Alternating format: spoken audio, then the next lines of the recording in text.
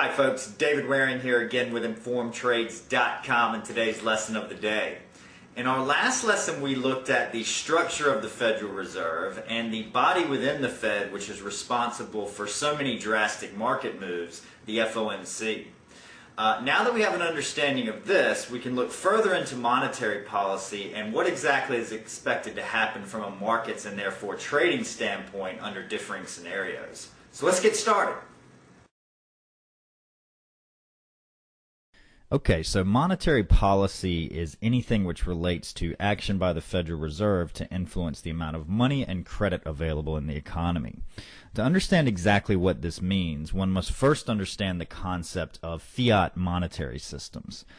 The United States, like most major economies, has what is known as a fiat monetary system. This very simply is any system which uses a monetary unit, in this case the US dollar, which is not convertible to some commodity, in general a precious metal such as gold. Fiat money is money that is backed by the credit of some entity, normally a government, and in this case the US government, and the value for which is derived from its relative scarcity and the faith placed in it by the population which uses it. This is important to us as traders because the fact that the dollar is not convertible to a commodity such as gold gives the Federal Reserve the ability to increase or decrease the money supply as it sees fit, or in other words, to enact monetary policy. With this in mind, there are three tools available to the Fed for enacting monetary policy, which are open market operations, raising or lowering the discount rate, or raising or lowering reserve requirements. The most common tool that the Fed uses, and therefore the one which we will cover, is open market operations. Once we have an understanding of this and how increases or decreases in the supply of money affect demand and prices, the other two less commonly used tools will be more easily understood.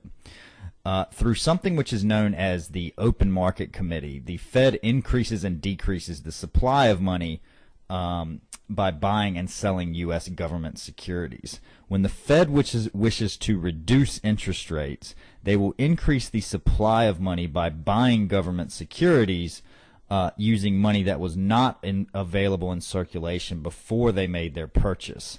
As with anything, when additional supply is added, everything else remaining constant, price normally falls. In this case, the price that we are referring to is the cost of borrowing money, or interest rates. Conversely, when the Fed wishes to increase interest rates, they will instruct the Open Market Committee to sell government securities, thereby taking the money they earn on the proceeds of those sales out of circulation and reducing the money supply. When supply is taken away, everything else remaining constant, price, or in this case, interest rates, will rise.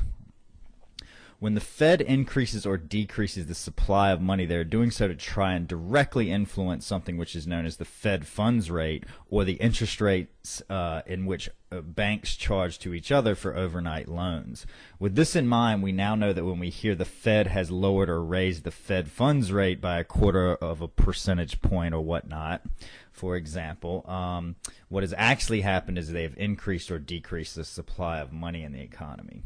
As you can now hopefully begin to see, if you've watched our lesson on fiscal policy, monetary policy is a strong tool which can affect the business cycle in much the same way as fiscal policy. In tomorrow's lesson, we will look at exactly how this is done, so we hope to see you in that lesson. As always, if you have any questions or comments, please feel free to leave them in the comment section below, and good luck with your trading.